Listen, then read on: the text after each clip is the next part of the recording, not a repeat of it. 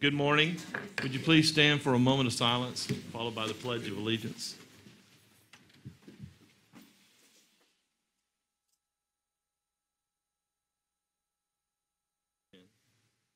I pledge allegiance to the flag of the United States of America and to the republic for which it stands, one nation, under God, indivisible, with liberty and justice for all.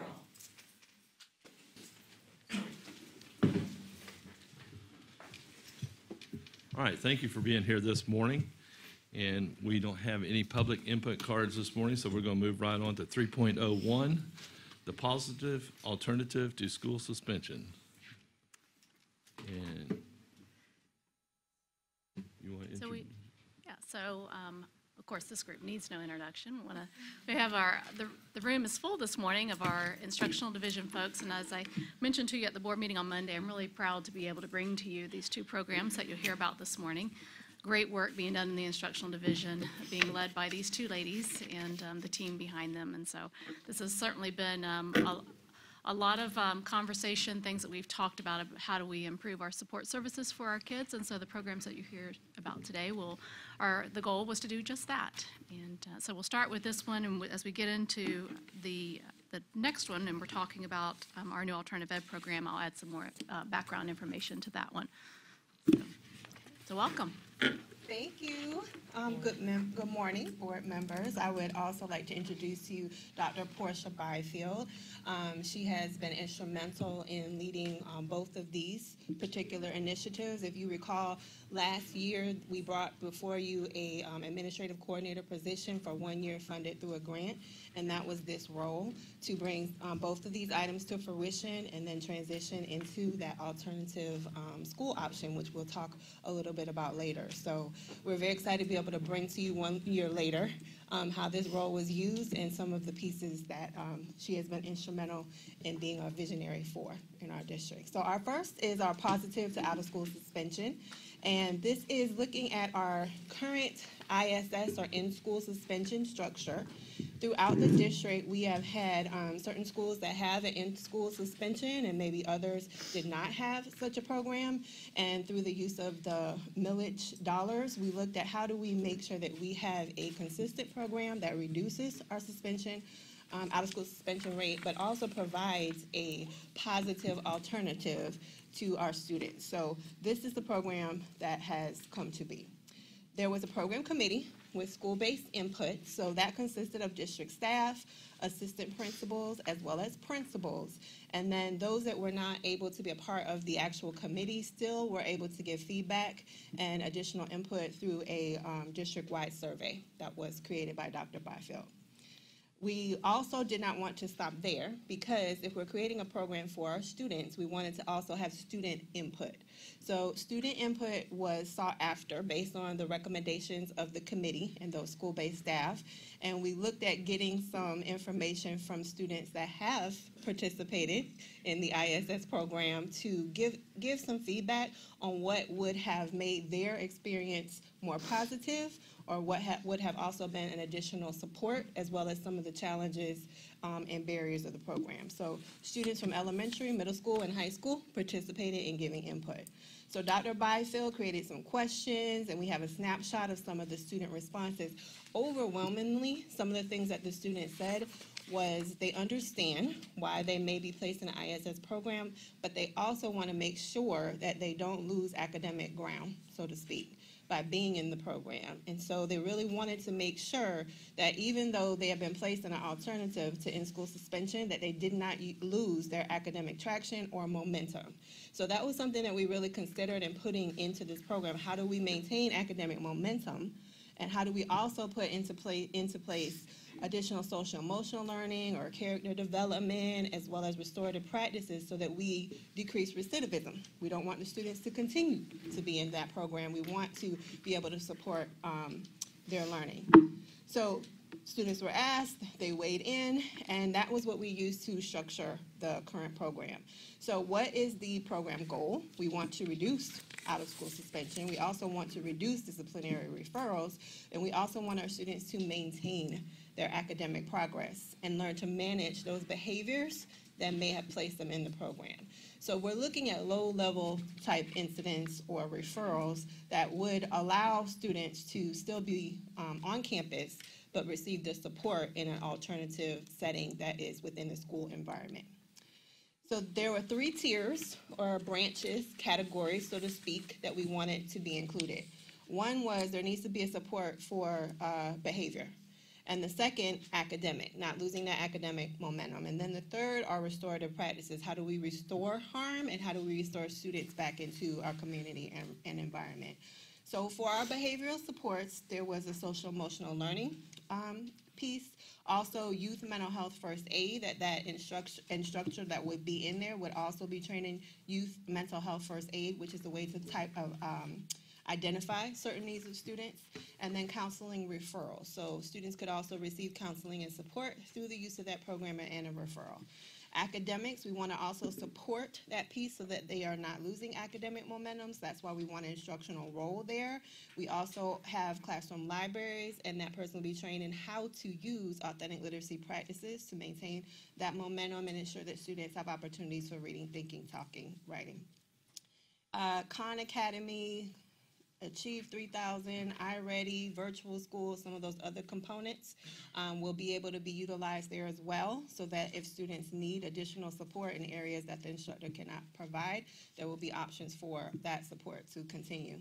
Restorative practices, we want to use our proactive and responsive circles to have conversations around harm that was done, as well as have conversations around what are some additional strategies you can use when you feel as though challenging behavior might occur. The use of effective language so we can communicate clearly our needs and students understand how to do that, and then relationship and community building within the school setting. So we hope that that outcome, again, students after participating in this particular program will be able to maintain that academic momentum and not fall behind.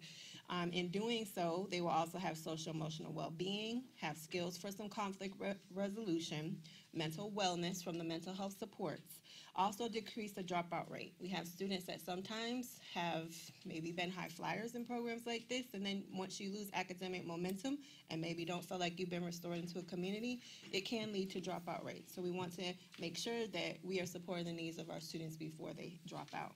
We also hope to reduce disciplinary infractions, reduce the number of referrals because behavior that has been challenging, now conflict resolution skills are taught within the school environment, and reduce the out-of-school suspensions.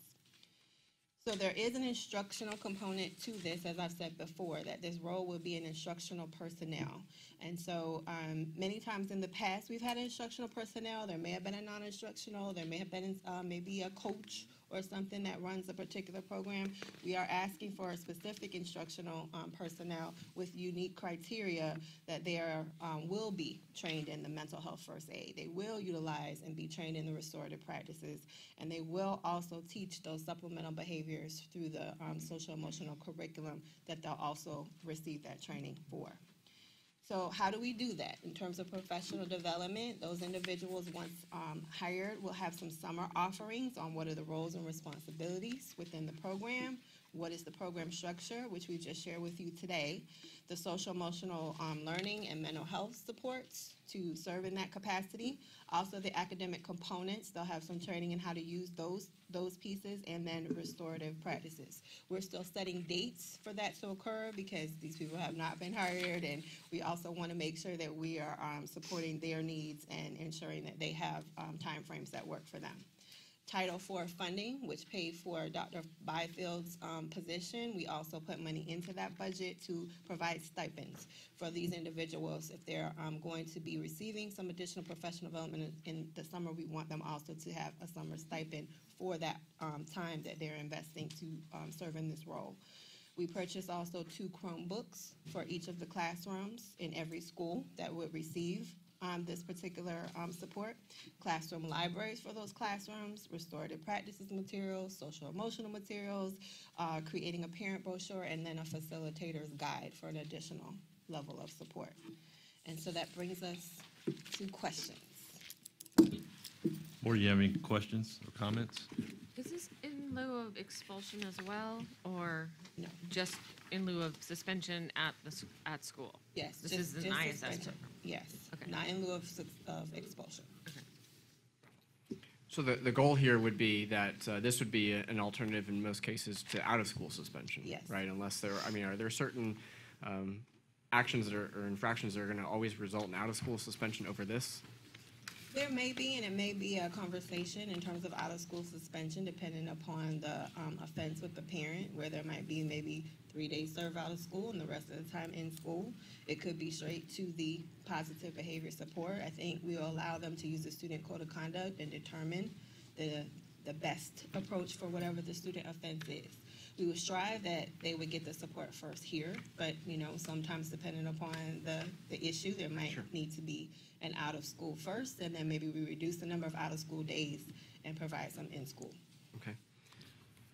We hear constantly, I'm sorry. No, go ahead. Oh, okay. I hear constantly from teachers where there is no accountability for kids that are disruptive. So is the intent here that we're going to get those kids out of the classroom, we're going to get them the support they need, and then move them back so that the teachers get some relief from these kids that are disruptors? The intention, yes, is that there's some change in behavior, and I think many times ISS has been we're going to remove you and get you out of the environment and provide a consequence. But then within that consequence, if there's no support on how to make sure that that does not happen again, or what did I do that maybe caused that behavior to occur, and what could I do the next time, then we go back into the classroom and the same behavior may occur. Right. So yes, the additional social emotional and the mental health and restorative pieces are there so that we can help students to understand what caused it, what they need to do to fix that behavior, and return with those strategies in place. This is brilliant, absolutely brilliant. Well done. But that was one of my questions as well, because you had made the comment about reducing the referrals and suspensions, and like Mr. Mathias heard complaints about that we have no support when we've got kids that are totally disruptive in here, causing all kinds of things in here. We're not able to continue our class objective because of this, but we're getting no support because they don't want to give them a referral, or they don't want to suspend them from school because of other reasons. So, but that's not the intent of this. So I would just make sure that we let the teachers know that that's not our intent, that we're going to get the students out, but we're going to try to reprogram them or train them, I guess. Let's don't say program, train them. We want in a good way. citizens, and a lot of times with the academic supports that we have in place, teachers maybe don't feel time that is in the schedule to help support those unique needs that deal with development, social, emotional, or behavior. So that's why we really want an individual that can do those things, that can support academics, but can also support the needs of the students within that framework. And in doing so and providing that training and support, we feel like we have an individual that can float between the academic piece and float between this piece to provide support. The goal is that we would hope no one's in school suspension or positive support, because they have all learned how to maintain their behaviors within the classroom setting.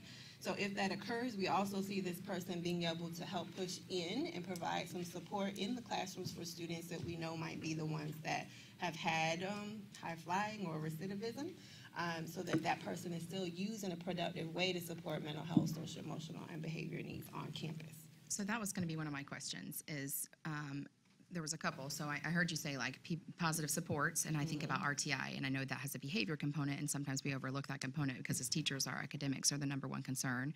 So if I have a student that doesn't necessarily need an in-school suspension piece, but that they need some positive behavior reinforcement, or there's a behavior plan that needs to be in place, I know that when I get to see a lot of RTI case studies with my students, and a lot of times the things that they bring forward and we end up discussing is that might not necessarily be an academic problem, Right. as opposed to a behavior problem. So this person's going to be trained in some supports for teachers on behavior, maybe modifications or, yes. Yes, And they will receive that training as well as a really restorative piece, because I think sometimes in terms of the community that's built and how we interact with each other, when that's increased, and they'll serve as that restorative practice chair on their campus in terms of training and support, it helps with the reunification, transition, and also avoiding disciplinary issues. So will there be a limit to the number of times? And I know that we have some constraints on the number of out-of-school suspensions. So in-school suspensions, is the same constraint applicable where you can't send a child to this program more than so many days because they're out of their curriculum, but their curriculum's being supported? So is there any limit on the number of days that a child would spend in this program?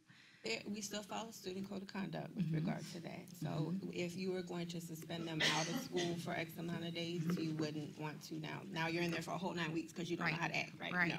Right. So we would still adhere to the Right. student code of conduct with regard to the number of days that a student would be there. And we don't want students to be away from their core curriculum, right? This should be an opportunity for them to receive their consequence, but then also receive the support, so that in going back to their classroom, that they have the additional support. So we don't want days added just because it's in school. Right. No.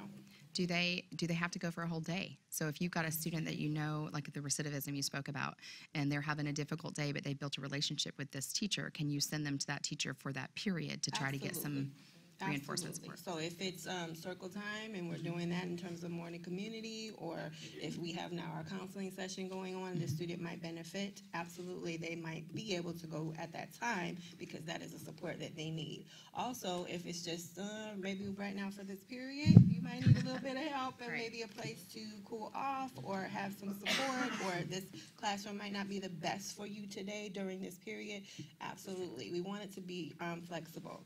I think in our heads, in terms of what do we want, we see a more of a full day program, but we Right. also know that in terms of what happens daily on a school campus, we don't want to stifle and say, well, you can only do it this way.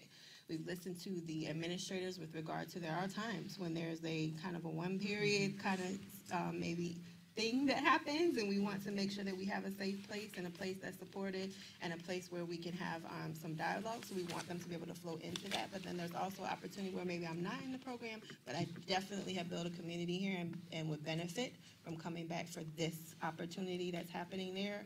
And so being flexible with allowing that to be interchangeable. So is the intent that there's one of these at every school? Yes. That was my question. And Yes. what are the thoughts behind schools that would need extra support in this area that we can think of that versus the schools that may not necessarily need this type of program full-time? Yeah, right now, one at every school, and we have had some of those conversations where we've had some of the smaller schools say, I don't really have a high discipline issue, so I'm not sure if I would need in-school suspension. But we feel as though because they're being trained in all of those great opportunities, they can still push in to other areas where teachers may feel that I have additional need for maybe some behavioral supports or social and emotional supports, or to learn from this individual that's been trained. So we can still see them running some small groups, doing some one-on-one counseling, maybe some small group counseling, and some restorative practices circles.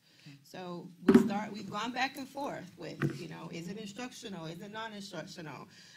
Is it for, one for everyone? And then some schools may say, I have more of a need or lesser a need. We felt like let's begin, say one for every school, to have some additional conversations about what have been the challenges and what have been the successes, and use that to move forward. I think I agree with Mr. Mathias. It sounds amazing. I mean, it really does, and it's nice. I also like the fact that we're not just looking at a school's record on discipline or their needs, and we're giving them that support that they need, regardless of their population or their needs. But I just don't know. I mean, if it works and it's so good, and we've got schools that have a bigger need, would we consider that later, I guess? Is a question. And my last question, it looks like you have a question. I keep going. No, it's all right. You're getting some of mine answered, right? Okay. Are we, I think recruitment purposes, and I think about the person that's going to be in this spot, and I think about the best situation, I think about the worst situation. And my second, I guess it's a twofold question, is that, first of all, how are we going to recruit the right person for this position? And my next question would probably be the evaluation piece. So I think about the team evaluation for instructional personnel and what that looks like for this new person who's supposed to be doing sounds like a lot of different hats, and that might look a little differently. But accountability for finding the right person, for principals not using this position as just somebody that's going to do discipline and that's going to really be restorative, and then how is that going to impact their evaluation? So the first part, in terms of the position, we have had, I think, 3 different opportunities where we've come before principals, either in a principal meeting or the quarterly business meeting, to discuss that. And hence, we've gone back and forth between instructional and non-instructional. There is a commitment from the principals that they understand that in order for this role to work and be able to support those needs, the right individual has to be selected. So they've had a couple months to be thinking about, in terms of what does that look like on my campus, and how do I make that work? At the same time, we want to maintain some support for our core academic pieces and not, lose that as well with a teacher shortage that's also happening. So we've asked them to really think about making sure that we have fidelity to the structure of the program and selecting the right person, and then begin to have conversations on their campus about what their program would look like, knowing that these are our collective commitments around what needs to happen. The team evaluation, that part we have not had a discussion with. In terms of being instructional, team would be their evaluation tool, but we can have more dialogue about what that might look like for a person that is in this particular program. But right now, they would be under the same team evaluation as any other instructional. Okay.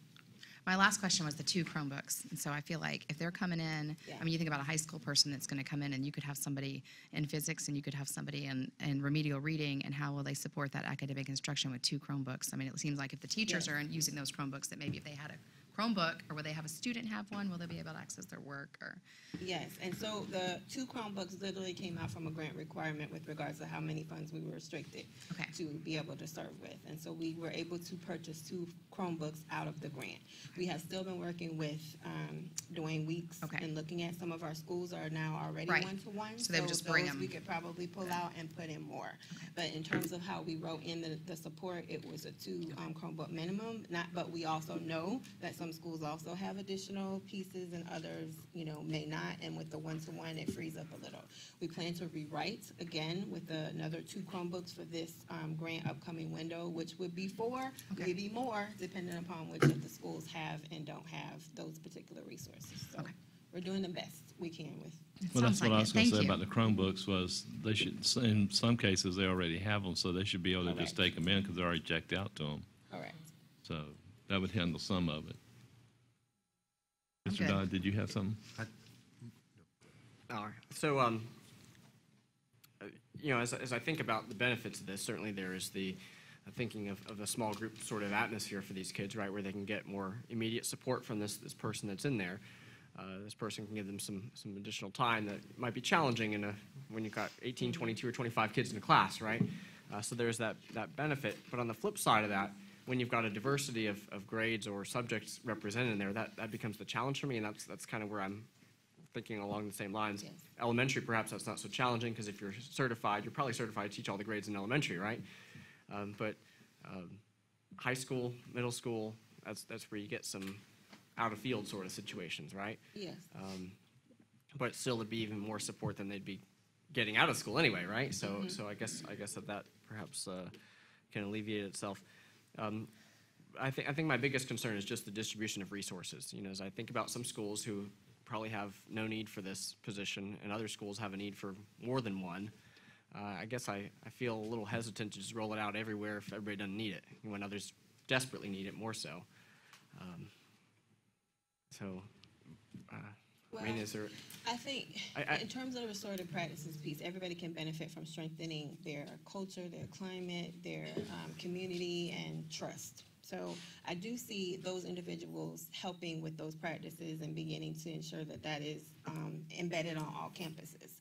That will help to decrease the number of students that are receiving referrals, hopefully, because those practices address how do I repair harm, how do I think about it before I do it, and then how do I use effective language so that I can communicate my needs without whatever that other behavior is. So I think it's a beginning phase. We do need to come back to the table and maybe talk about it again in the upcoming year.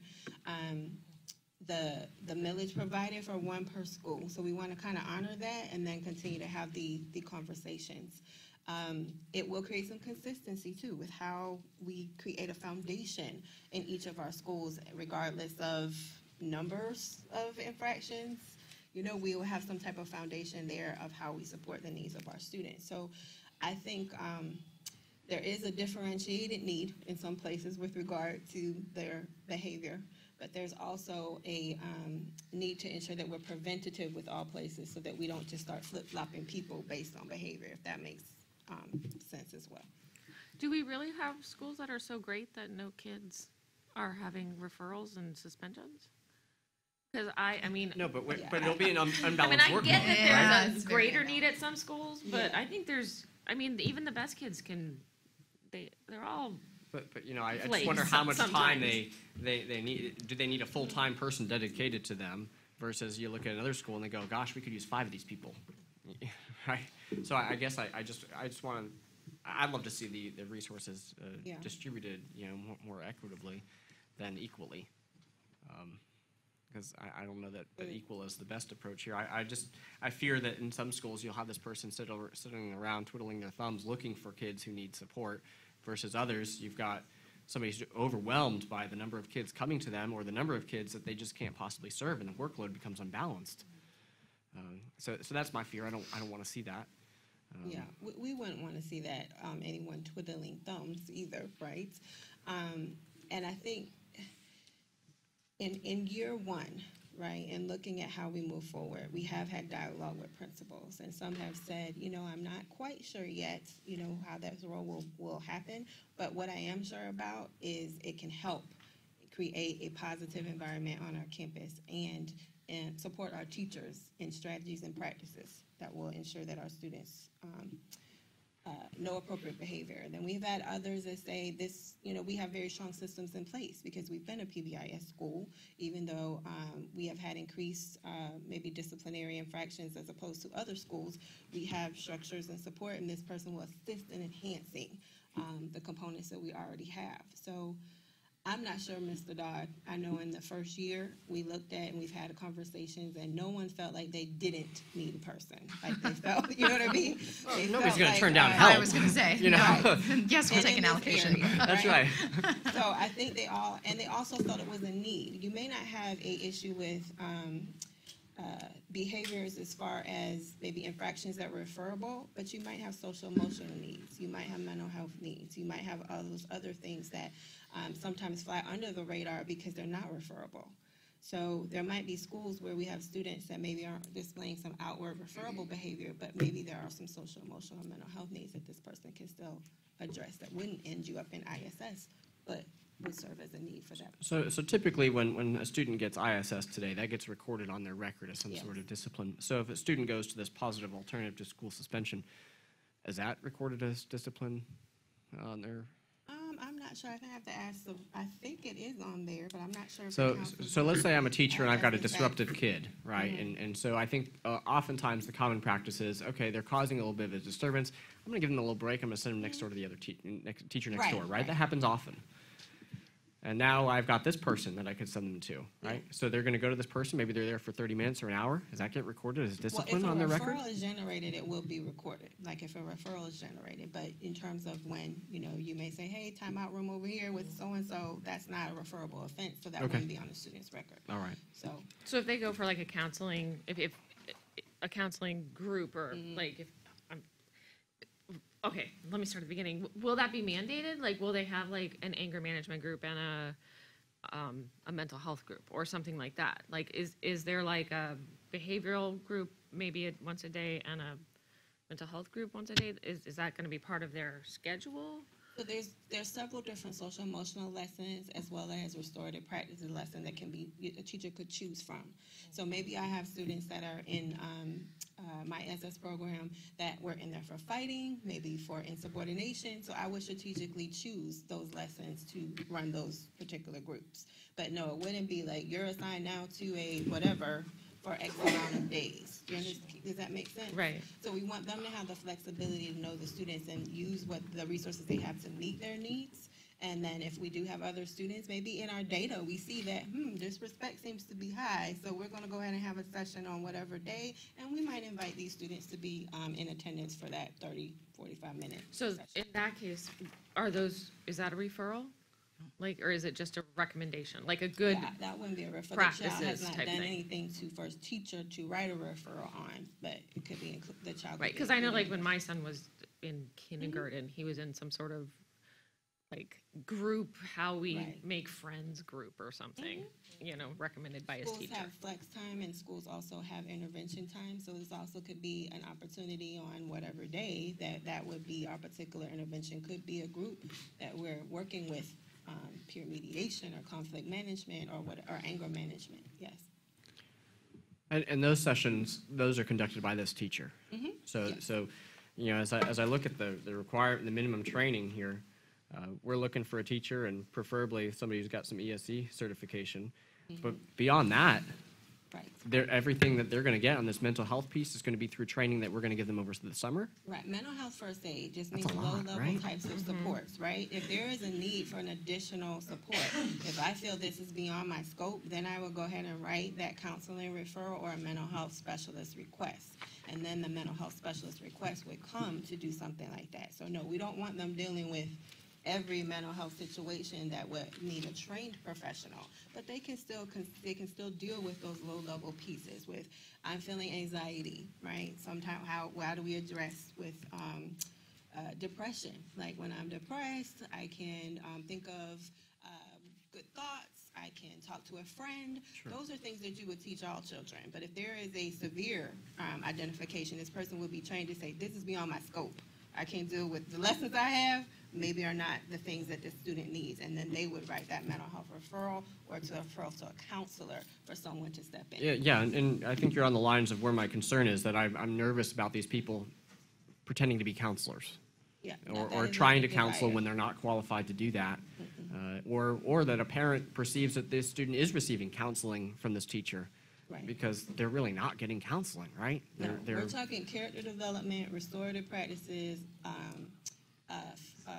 effective language types of things. So how do I communicate when I have a need, right? So many times if my main form of communication when I find that I am being challenged is profanity, I don't need a counselor to tell me here's some other options that I can use instead of profanities. That a teacher can do that. We do that all the time. Sure. How do you use your words? What are your word choices? What are some better words that you could use? When you use that, what happened?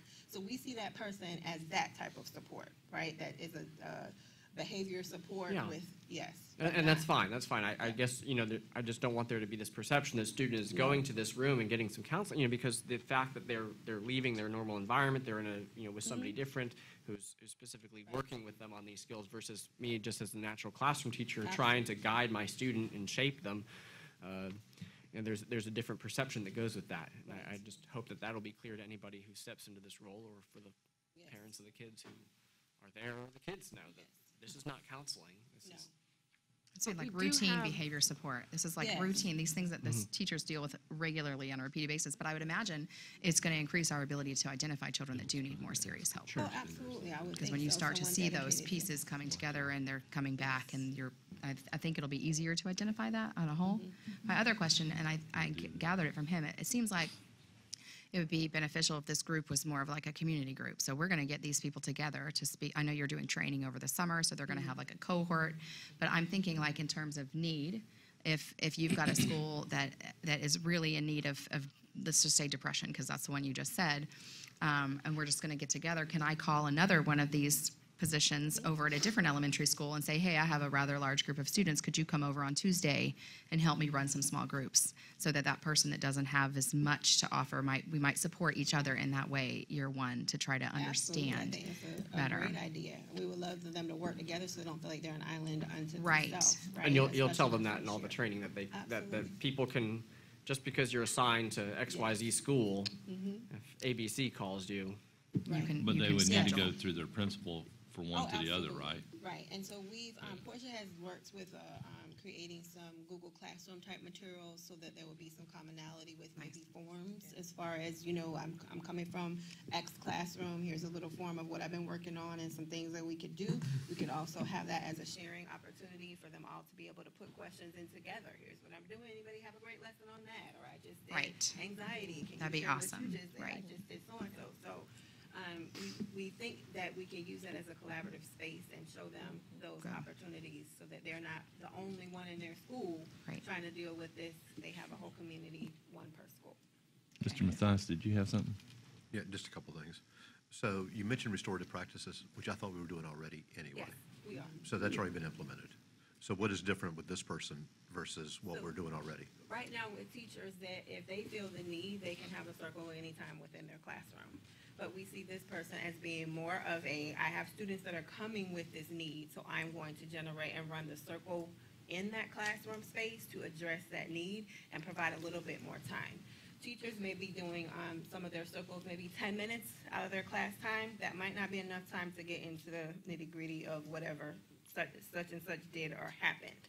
So that would give them a little bit more time being in a full-day program to get down into some of those pieces that are specific to their needs. And So as far teachers as are- time, what is the average ISS that a child spends? I'm sorry. In-school suspension, if someone is sent there right now, how many days do they typically get? Well, it depends on the infraction. So it might be a 2-day, it might be a 3-day, could be a 5-day. Okay, just stop with 5, because that's the Yeah. longest. So how do you implement all of these strategies in 5 days? I don't understand. Want to? So what I understood you to say was you're following the student code of conduct. And so if I have a 5-day suspension, I'm going to get academic, social, conflict resolution, mental awareness, decreased dropout rate, reduced disciplinary infractions, hopefully future, in 5 days? I mean, are we like running 24-hour sessions? No, so if they might come in just during a regular school day in the morning, it's a community building circle that would happen in terms of we're all here together with regard to why did we get here, and we'll meet some of This is day 1 of my suspension. That's day 1 of your suspension. Just take me for an example. Okay, so day 1, I go in and I get that speech. Right, you get that activity, right? And so in terms of that and building, yes. Okay. In terms of building some community, understanding why we're here and the goals of the program and the day. Some people might be there 1 day, some might be there 2 days, some might be there 3 days, what have you. And then from there would be some opportunities for now here's your work pieces that have come. So while certain students might be working on their work, there may be a teacher now pulling a small group with some character development on whatever that particular area could be. That could be a block of an hour, right? So I have some students working individually maybe for an hour and 2. So we don't feel like there shouldn't be a class of 30 in ISS, right? There might be only 10 kids, right? So I can have some working while I'm pulling 2 or 3 or 1, maybe if it's specific one-on-one, right? But now then okay, so I got it all and I'm like, but I'm only a 2-day suspension. So now I just go back to my classroom. Right. So how have you reinforced any of that behavior? Because usually that's got to be taught, Well, right? it could be, and it depends. Like if I'm in here because of a very minor offense, it might not take, more than this 2 times. Some kids, and once they get in there, I don't want to come back, right? We don't want it to be this, Revolving door, right, you don't want it to be a revolving door. But if I get there and I start speaking about, I don't know what point, I start speaking about something that's going on in my home, that maybe it needs a little more attention. Right. So then what happens? Well, Because then now that would trigger whatever the next step would be. It could be a counselor referral, it could be a conversation with the administrator with regard to this has come out. It could be a phone call home. It could be strategies and best practices on how to deal with that. So it depends on what might be the situation. But when I leave pass, I go back to my classroom, who does the follow-up though? Well, That's the person is still on restorative, right? campus. Class teacher Yeah, can, too. the person's still on campus, so they can still follow up with their student. How are you doing, right now? How is things going? They still have a planning time, so to speak, where they could, be planning for the day and the students that come, touching base with other students and things of that nature. That might be a day where no one's in ISS, and so then I'm going around to support the needs of those particular Kids that have already and gone through touch it. base and act. Could we capture that follow-through piece in the job description, perhaps? Okay. Give me some idea in terms of following through Well, with I mean, regard to because basically the job description is written as if, okay, I'm gonna do these things for you while you're there, and then you're gone. Well, no, we see them playing a role on the campus, like it's not they're part of the campus staff. And Right. so they would still have, access to those students. They still have access, but nothing in their job description says that they should go back and follow up with these students. And if you're going to see the benefit of this from the 2 days you spent in there, I mean, gosh, if I just spent 10 hours with you, Yeah. is that enough to change your life? Well, Maybe not. Isn't No, part but of I mean, restorative Not without some practices? support. That's where I'm, Right, that's where my that's right, head's at. that's right. Isn't restorative practices like something that this teacher would implement with the classroom teacher? Absolutely. Like when the kid who has cursed a teacher out, say, goes back to the classroom, is my understanding of restorative practices is there is supposed to be a dialogue between the teacher and the child, and maybe this teacher, this outside resource helps facilitate that conversation so that now I understand, no matter how mad I am at you, I can't curse you out. I have to use my I words or something like that. Is that Yes. Yeah, and there's an element in here in the job description about being that liaison between the classroom teacher and the students assigned to the program. But I guess I'm looking for, when you exit the program, when you've served your alternative to school suspension, and now you're back in your classroom, it'd be nice to have somebody just to touch base with you, because maybe you're mad at the teacher. The teacher's not that support for you. You're as much as. Yeah, we can definitely add that, and we see that person as kind of being that one. So if I'm maybe a kid that's a high flyer, I have this one person now on campus I can check, like, hey, That's am I right. having a good day? That's right. Right? And so we want that to have that person there. That is an opportunity for me to say, I'm not having a good day, and person, okay, remember the strategies that we taught here. Here's some steps that you could do. Here's some things that might be of support to you. Remember to calm down. Think about what you're going to say before you say it. Maybe write it down. Don't just fly off the cuff, So we want that person to be on the campus to be able to reinforce that and serve as like a mentor for that student. We can definitely look at putting some more into the job description, but at the same token, I feel like that will work naturally. That I think they will be able, if there's students that are high flyers or seem to come through, they're automatically going to be on that person's radar, and they'll want to be able to help support and serve those students, so that doesn't happen again. But I also think, just being fair, because this is amazing that we're going to hold on to these kids and we're going to get them help. But let's say I go in there and on one-on-one, I tell you, my mom and dad just divorced, and I'm living in a car with my mom, then that's where I kind of saw this as being like we're going above, and then we would connect with whatever Yes, agencies could help. yes. Blah, blah. But it seems like we just need that follow-up, that this stuff's happening, because Yes. too many times we'll pass it on and then forget about it. Yeah. That's kind of just where my head's at. I'm just saying. Yeah, and I think having a person dedicated will help with that, because now someone's asking, with regard to, hey, this is one of the students we had, we followed up, how is it going? And counselors already do a great job with that piece once we identify a need and they look out for the social services that might be a need for the child or for the family.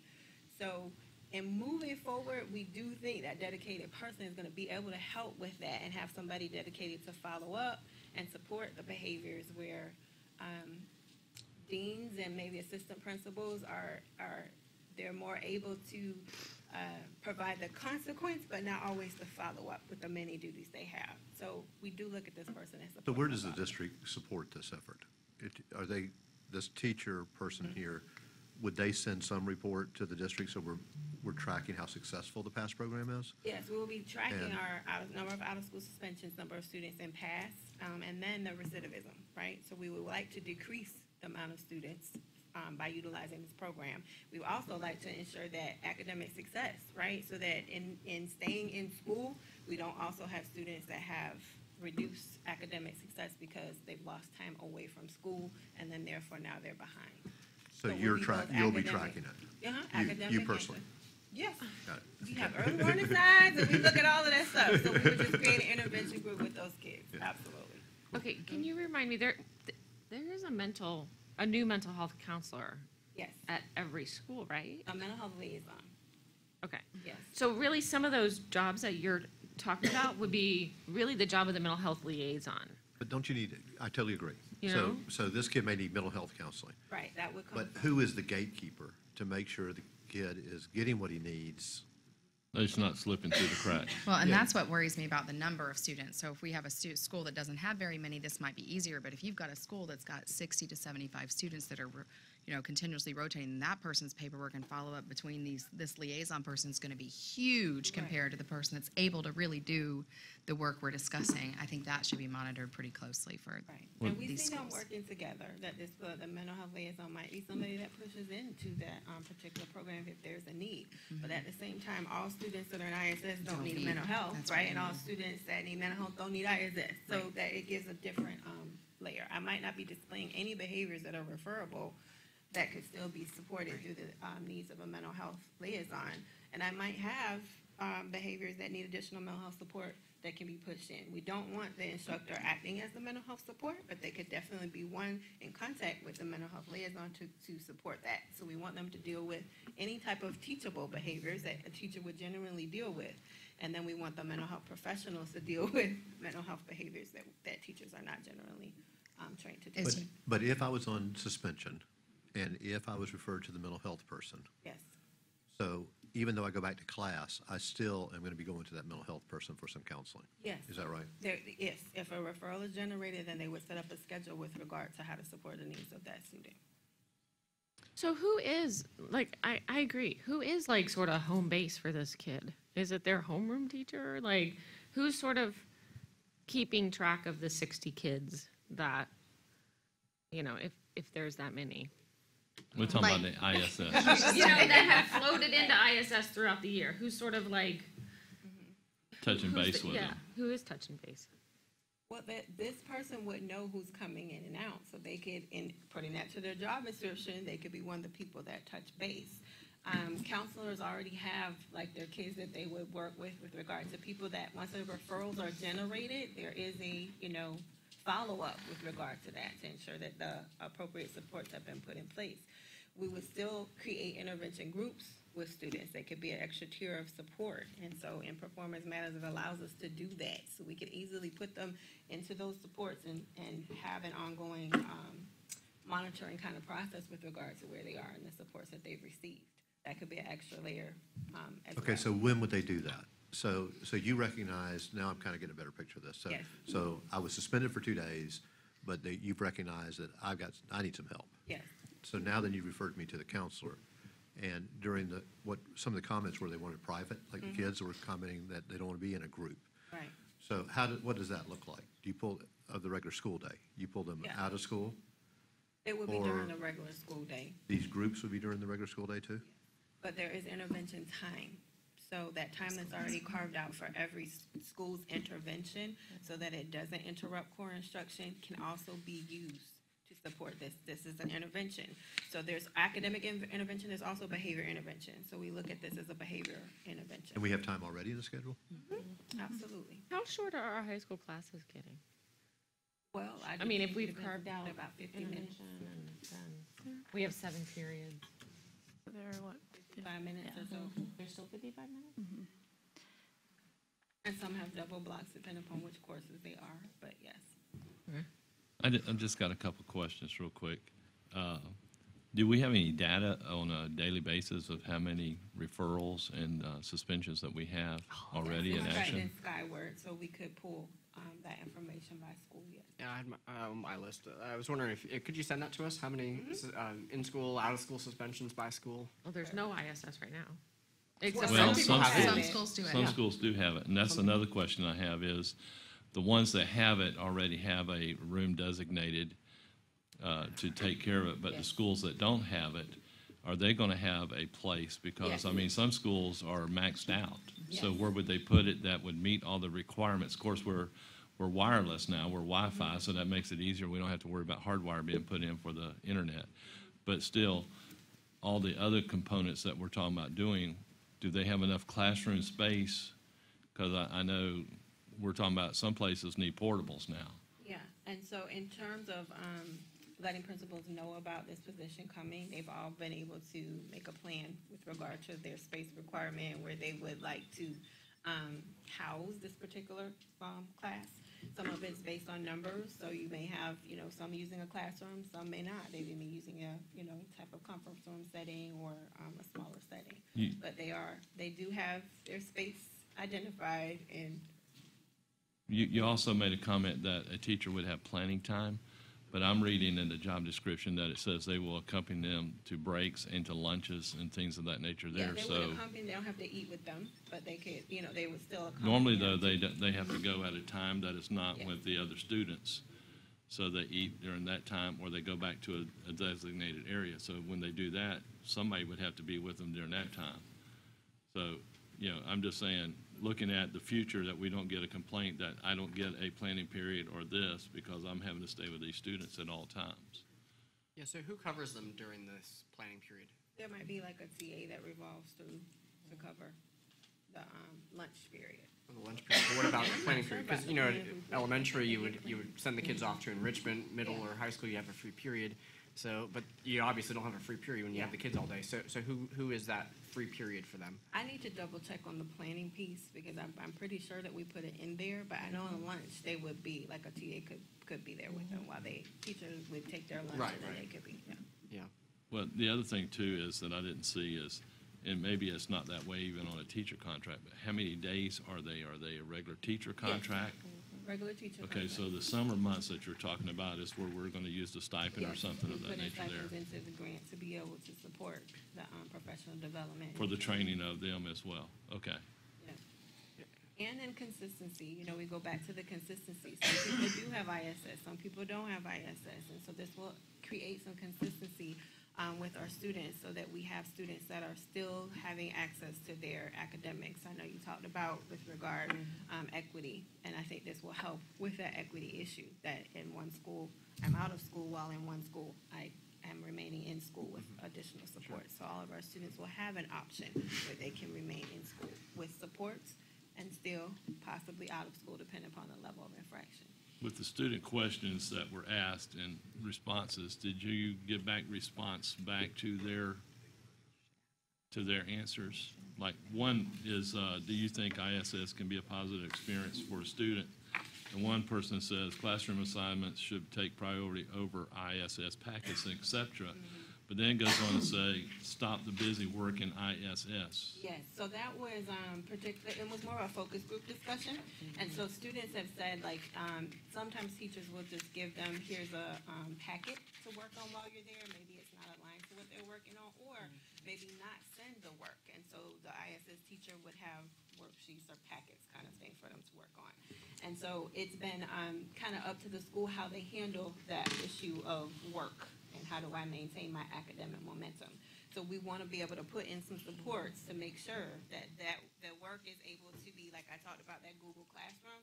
Here's what they're working on. This is where it is, da, da, da. And so if someone is there on campus that knows where these platforms are and where the access is, they can work on the work from the classroom instead of the packet type of thing, which the kids. Because if we're trying to keep them on task with a regular class, I think then the teacher needs to be responsible to send the proper.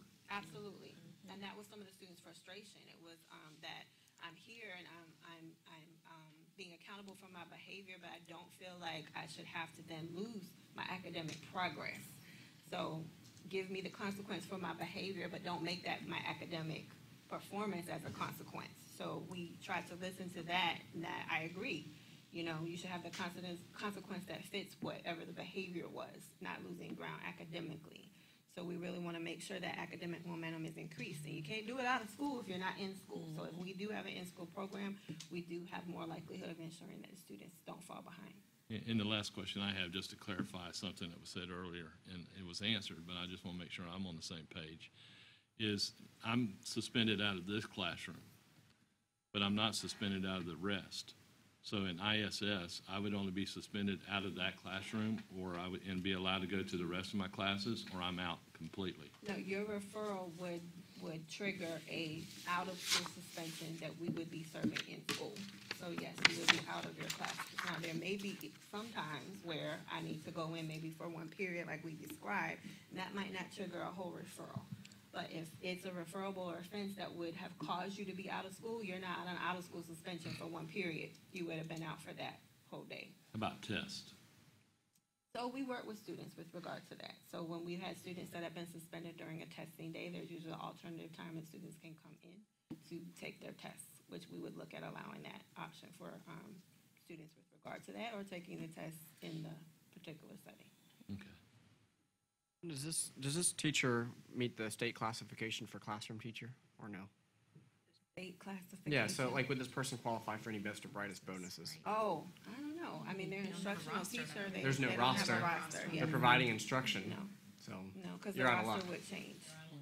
Much like a media teacher. Correct, like immediate. So we're going to offer an incentive for them to take this position? We do not have any incentive in place Or- other than the great, fantastic Or at training that least they're let going them, to get. at least let them know. I mean, Yes. I think up front, whenever they're interviewing for this position, if they said, listen, we think you'd be great, you just need to know that you're not gonna be eligible. And then there's no surprise at the end when they gave up a position where they might receive a best and brightest bonus. Right. It's a great question. But are you going to get the best? These kids really need the best, Yeah. right? Yeah. And so you're not going to get that if that teacher knows that it's going Like I to said, be through compromise. bargaining. We'd have to talk that first, right?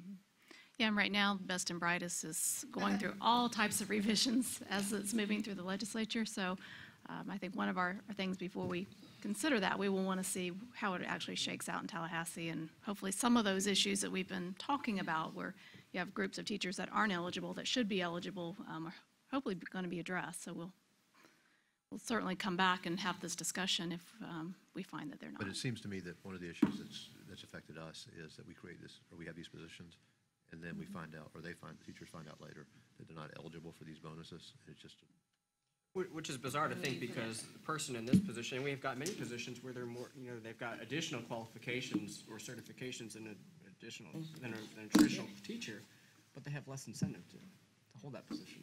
that's right. Yeah. And this one is so important because we're really trying to hold on to that child and also change them. I think it's certainly worth the conversation once we see where it lands. Well, do we want to Tallahassee. call it, can you change the salary range and not say instructional, or does it have to say that? Say, this is going to be up to us. We will have that discussion and see if there is any alternative to that. As I said, hopefully something different will happen in Tallahassee, because they're talking about, I've heard everything from they're going to get rid of it and put the money back into base salaries for teachers to few changes. So it's all over the place right now. And so I think we need to let that shake out, and then we'll talk about how do we ensure that, one, that they're aware of it if they're not eligible, and if there is any way to incentivize it. But this group is not exclusive. We have other groups as well that That's we right. also need to address for the same reason, that aren't eligible. That's exactly right. And so Yeah. we're walking into this one and creating the same scenario we're already trying to fix on the backside. Correct. That's Yeah. Right? Yeah, well, they all need to be fixed, but we hate to add to that list, right? No, that's Yeah, not- right. I Is this on agree. Monday's agenda, this job description? I believe it is. Yes. Yes. Well, correct me if I'm wrong on this, by this being exempt, then that doesn't fall under the teachers union, does it? It's instructional. It's instructional. So is that a yes or a no? Yes. Okay. Yes, it does fall under the, Because it says Yeah. exempt on it, so that, in classified That's what I as thought. exempt, yeah, we need to look you're at not that. in the union. It should, that should be different. Okay, I had a couple more questions. just need to clear it then. Absolutely no. We need to do that fixed. Is ISS optional? Like, can a kid say, no, I'd rather just not be here? Historically, no, it hasn't been optional. I mean, we've assigned ISS, and for the most part, parents appreciate that option. Right? Right. So I was So, thinking, they'd be yeah, like, it's- no, you're it's- not. It's assigned, and usually when there's an out-of-school suspension, parents will ask, is there an in-school option? Like, is there any other, option? So, yes, we assign it. Okay, and then, I don't know if all of you know Dr. Byfield, but No, she hasn't said anything. she's fabulous. She was the assistant principal at Leesburg High School. I wanted to know if you modeled this on Leesburg's. Well, years ago, we had the Hope Academy. Yeah, which that's what I ki- was thinking of. Which was quite similar to that in changing behaviors and reducing the out-of-school suspension. And that was very, very helpful in terms of this program. Yeah. So when you had the Hope Academy, one person enough to handle it? How many people? With the Hope Academy, we had one person who oversaw we had two teachers actually, one that focused on academics and the other that focused on behavior and also was certified in ESC to help to meet those needs. When the numbers started to reduce, it was just one teacher who would just support all the needs of the program. So one teacher can support it. Even at a school that's a little more challenging. Absolutely. Who is overseeing our current ISS? I know years ago, there used to be like a teacher assistant or a clerical or something of that nature there. Who is doing it now? It depends on the school, how they've structured their ISS. Some have an instructional person, some have a non-instructional person currently, and their structures are just unique to whatever their school campus is. So this would actually bring us more in line to try to keep the students on track. With consistency and the supports available Countywide. to everyone, yes. Okay.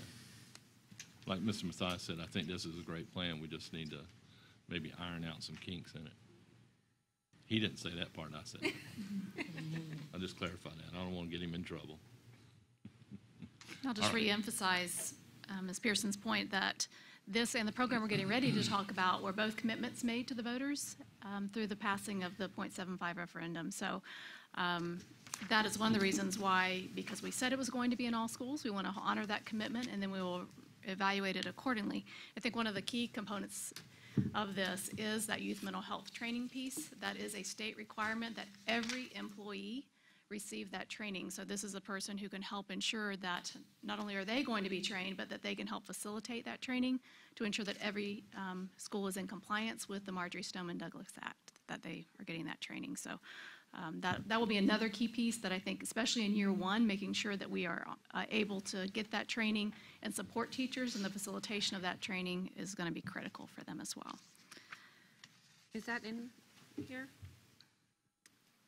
What part? Is this Marjorie Stoneman Douglas training? It's the youth, I saw it referenced somewhere, the youth mental health. It says performs youth mental health first aid. But should it say performs and trains teachers in? Something like that? Yeah, I don't know that that's specifically in here. I mean, if that's like a major compliance piece. So we'll look at adding that. We also heard, besides we need to fix the exempt, about adding more of a student monitoring piece as well. Yeah, so we'll add both of those. All right, board, do you have any other questions or comments? I think it's fabulous. Thank you, ladies. Yeah. Thank you very much for your presentation. Great job. We're here for the next one too. She's like, we're not getting up. We're not leaving. They've been busy, can you tell? There's, Are you going to get to speak more on this one? I don't know. We'll see. We'll see. All right, moving on to the Lake Success Academy then. Yes, and so Lake Success Academy, we're also very pleased to bring before you today. Many districts have their own alternative school, and we have not had the honor of having that in place yet. And through the support of Dr. Byfield and the role, we've been able to bring together a great opportunity and a new way to support students in districts. So if you kind of look at how we've been servicing our students in terms of expulsion or alternative placement, we've had many departments that have a hand in that. So we have ESC that plays a role in that. We have alternative programs and preventive programs that plays a role in that. But and we also have some outside partnerships that play a role in that. But we have not had something that is cohesive within the district, and now we believe that we do. So Lake Success Academy, Facebook. Lake Success Academy is going to support our in-district needs. Currently, we have out-of-district support, and that's for alternative services through Livestream as our provider. It offers us support for pre-kindergarten all the way through 12th grade in 3 different ways. First being that there's special day therapeutic setting, and that's for any of our students in pre-K through 12 that need an alternative setting for behavioral disability. And they provide that to us at Lake Academy. Then there's also an interim setting, which is a 45-day placement for students that have disabilities that need an alternative placement other than the school environment for whatever particular behavioral need. And then we have the alternative discipline program, which is for general education or Section 504 students that are alternatively placed or expelled with services. And so that contract through Life Streams has supported those three programs. In district, the only program that we really have to support that has been a program at East Ridge High School. So East Ridge High School offered a program for expelled students in an evening setting. So that was a 4-day-a-week program, 4 to 8 p.m.-ish, maybe 4 hours, and it was 4 days a week. And so we have been able to provide that service at one school for grades 9 through 12 that pretty much services the South End. So we haven't had an opportunity to consistently provide a district-wide support for our Central or for our North End students. So our goal is to improve our own educational services for all of our students in Lake County and for specifically this demographic. So we're looking at creating that district-managed school, which is that short-term educational placement for students, and we can offer it in this beginning year for grades 6 through 12. So again, this would support that emotional, behavioral, academic, and health needs for our most at-risk students as opposed to placing them outside of our own organization. So we're looking at expanding in district our services for grades 6 through 12 through the use of our own alternative school. So Lake Success Academy is the name that we fashioned for that particular school, which will be an alternative setting, dropout prevention as well as academic intervention services. And it is a school that would also be assigned to get a school improvement rating as opposed to a school grade. Okay. Howie Center is where we're looking at placing a particular program. So that's an aerial view of Howie Center, and that is right in kind of towards the back end of Howie in the Hills. It housed before our college and not college and career ready, but our choice office with Dr. Summerlin. And we also have our ESE pre-K there, but we have looked at restructuring. The little blue squares in the front are the 5 portables that would be added to support and create a actual school campus for this particular site. Year 1, so we're looking at starting and opening next year, 1920, and that would be for grades 6 through 12.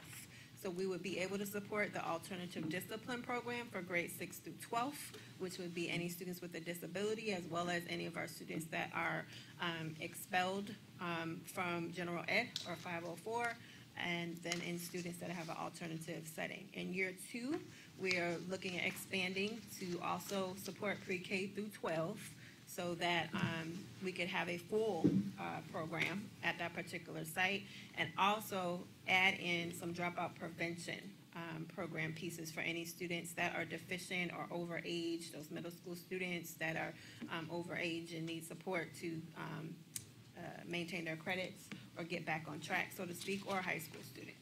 So we're looking at moving this year, just 6 through 12 option, and then expanding to pre-K through 12. This year, does it include non-ESE 6 through 12? Yes. It includes non-ESE and ESE students for alternative placement. We are not taking that therapeutic setting though yet, if that makes sense. So there were 3. The first was the therapeutic setting. That contract would remain with LifeStream for pre-K through 12 of students that are in need of therapeutic support. But alternative placement for ESE and then expelled students that are general ed, we would take for 6 through 12, the other 2 I know options. that's a high need. Yes. Okay. And so here as well, we have the East Ridge option really just focused on that first branch. It could provide the academic piece.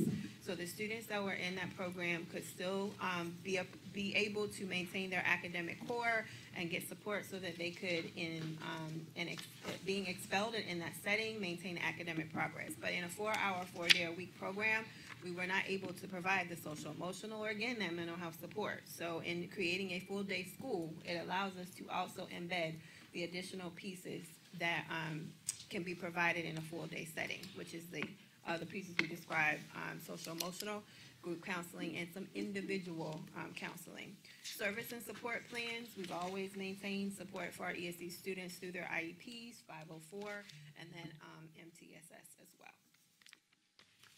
So our funding, in pulling together the funding, there was funding identified in the millage to expand alternative education. So we were able to utilize funding there to be able to move in this direction and create this alternative school. Within our live stream contract, there was also funding that was directed for those other programs that can be redirected into this. And for our East Ridge High School program, it's $250,000 there that was being used to sustain that program.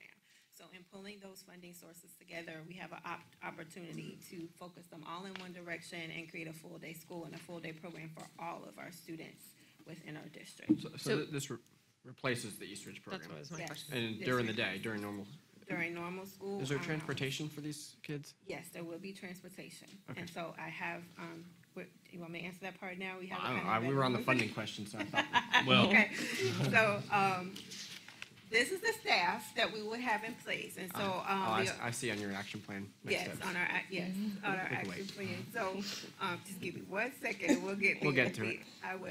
The, administrative coordinator, which is, Dr. Byfield, that position would transition into the staffing for the school. And then we have 4 instructional court teachers, plus one person that would serve as a counselor and an ESC specialist, an ESC teacher that provides additional supports, an instructional content coach, and then a instructional dean to support. We also have non-instructional paraprofessionals, custodian, half a food service, the data clerk, bookkeeper, secretary, and then other would be the school resource deputy to support the needs of mental health liaison and a .5 nurse. The shared personnel, just like any other school, a social worker would be assigned as an additional support that rotates through a school psychologist that would help support those needs, a mental health specialist if a mental health referral was identified, and ESC program people for any staffing needs or IEP support. So it would be a regular school number. The only thing different is an improvement rating. So on our action plan in making this come to fruition, there have been many, many departments, many, many entities that have been very instrumental in helping create this reality. So facilities, we worked with David Parker, Calvin Wingo, in looking at the space. We've had actual meetings on those days and had some back and forth and kind of site visits in between for that proposed location and what repurposing needs it would need to create that school environment. We've had safety security dialogue with Mr. Roy and looking at what are the security needs and ensuring that we have those security needs met that would be, such as the cameras, the walkie-talkies, the wands for any additional security screening. Is this area fenced? Not yet, but it will be. Okay. Transportation, we worked with Mr. Fender in determining routes. So there was a conversation about should we have vans or should we use buses? So there will be buses that we'll be using, and it looks like it might be another tier of transportation, meaning because we don't want, those kids cannot be on the same bus as the others. So we could still run another route to get them where they need to be on time. So we're looking at possible school start times to make sure that it works with the transportation, and then we'll be able to identify our start times. We've also talked with food service, and so with regard to food service, it looks like we can split some support between Lake Hills, because Lake Hills is very close. And so warmers and coolers will be put in place so that we could have some shared lunch opportunities for that small group. We have a capacity of 50 students, so there will be no more than 50 students there at one time, and there may not be 50 all the time, if that makes sense, right? So there's a 45-day placement where students might be revolving. We think we may start out with maybe 13, 14, depending upon looking at the needs of who is transitioning from maybe the East Ridge program and into in live stream. Could be up to maybe 25. So as we begin to plan, we'll know, we will start with a smaller number, but we have the capacity to serve up to 50, and we look at possibly more than 50 being served all year because there will be some rotation. I already spoke with Lake Virtual School so that we ensure that we have the right ability to support the needs of any of those 6 through 12 students to make sure that they can still receive their core instruction if we have a need to use Lake Virtual. Finance, we work with Mr. Ward to make sure that we stay within budget and we use the additional funding that we have to move forward. And then technology, we work with Dr. Wheeler on our phones, computers, and any of the Wi-Fi and technology service. Well, no question. Well, Transportation? no, it's not transportation related. I think you've answered that one.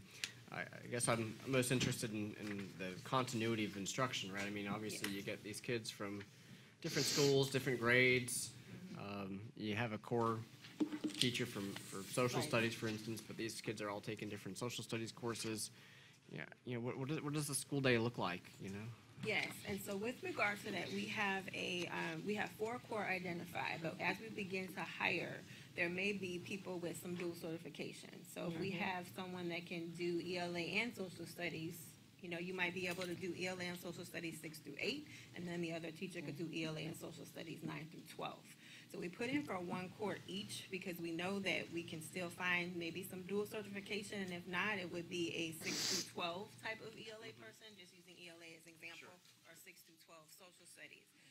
In that, it would be multiple grade type support, but that's why we would also have our virtual school option. Right. It might be for a particular, like maybe a child would be in physics, and I don't have a physics teacher, so that might be a platform that we use for that. But then there also would be, they still have the same textbooks, the same pieces with regard to that. So. And since I guess schools are generally using the blueprints, Yes. that people should be relatively, close to each other in terms of where they are in their Absolutely. instruction. This is a very unique type of instructional position. And so we look at people that generally would be already in types of settings like this, where they have multiple grades and they know how to support multiple needs. There should be a smaller class size though too, because we're only taking 50 students, so you may have 8 to 10 students in a class, which allows for more time for some differentiated support. So it seems like the biggest challenge will be in year 2 when you add the pre-K through 5, right? Because now yes. if you've only got 4 core teachers, you're gonna have to. I mean, I don't know how many of them are dual certified to do high school in first grade. We would have to add more teachers to support that. Okay. And so All right. there So team is, expansion. in speaking with facilities, there is opportunity, there's space for 3 more portables. So we look at being able to expand to And the capacity would also increase with that expansion? Okay. It would, yes. So then we would be able to service our elementary setting. But in terms of what could we support and manage at a first year intervention, Okay. that 6 through 12, we felt like we could manage and make sure that we don't have many elementary school students that Right. fall into this, especially like, pre-K, all, so If we we've don't have expelled many. a pre-K-er, then we have some issues. Right. So in terms of the need was more of a secondary need. Right. And we can expand, but we did feel like we would be biting off more than we could chew if we did pre-K through 12 in our first year. Yeah. So. I was just nervous about you having to use a whole allocation for let's say Right. 3 kids, and then the other 3 are Right. faced with 47. And so we see these kids, just like in a middle or high school setting, you would be revolving between teachers. So we want to make sure we have teachers with the expertise that could support those core areas. But at the same token, yes, it would require a very unique individual that is used to multi-grade kind of setting to be able, and the unique needs of students that fall into this category. So, yes. And once again, I guess the question is whether or not this position qualifies as a classroom teacher. I guess not, huh? Yeah, it's a Or classroom teacher. it These does count that teachers- way for yes. state allocation They would have purposes. Yeah, they have roster a roster. if there's a whole year. Yeah, I guess if they've got a whole year kid, 45-day kid, they only show up on the roster if they're there during that period, right? Right. But they'll obviously have at least one who's there the whole year. Is that all you need? What's up with a 45-day? I guess so. Like, is that a class of expulsions? Yes, there's students that are expelled for a 45-day placement option. And so they would only be there for a 45-day placement option. This also allows for transition. Like one of the needs that we've had is transitioning students. So I might be transitioning from a program such as that back into our school, and we really don't have a transition program. You kind of just go from one program back into the school. So this allows us to be able to maintain students within our own setting and support transition between our own schools, if that makes sense. So we are very excited to be able to have that option where we have a district administrator that is at the school talking to the other district administrator at the other school. So principals speaking to principals with regard to the needs of students as opposed to always coming from a different program. Would we consider the past program that we just spoke about is possibly to reduce the number of students that we see that get placed in this program. And those restorative circles and those pieces would be continuous Yes. from one place to the next. And so we go back to talking about who's the touch point. So if I've had a kid in the past system and then gets expelled or in lieu of expulsion goes to you for 45 days, then that would be my point of contact for this is what we've done. These are the services we provided so that they could all kind of communicate. Right. Okay. And again, having support for all of our schools as opposed to just one program in East Virginia South. Right. So in terms of this, we have talked about an alternative school for a long time, many, many years, and we have never been able to get the resources to align, and we've never had I think one of the barriers has we have not had a person that is dedicated to moving that vision forward. So I do want to thank the board for that year ago in putting Dr. Byfield's position in place. It made us move very quickly in a way that no one could do because everyone had a piece of it and another hat that they wore. So it helped us move a lot faster and to be able to move in a very succinct way and organize those resources. And also thank you to the superintendent for allowing us to be able to move in that direction. This has been a need for a long time. And I really am grateful that the students that are in Lake County will have support from Lake County in ways that will help make them successful academically and as citizens in our community. A question on the funding, though. Sincerely, it has been a need, and we are very happy. On the funding, you had on there $1 million, and that's what we were doing with Livestream. But it's actually more than $1 million that we contribute to Livestream. Am I correct? Yes. This is just what we're taking away from what we give them, Yes. and that's the $1 million that we're talking about. Maintain some services. There's some negotiation with that contract, but from the services that we would now provide. Okay.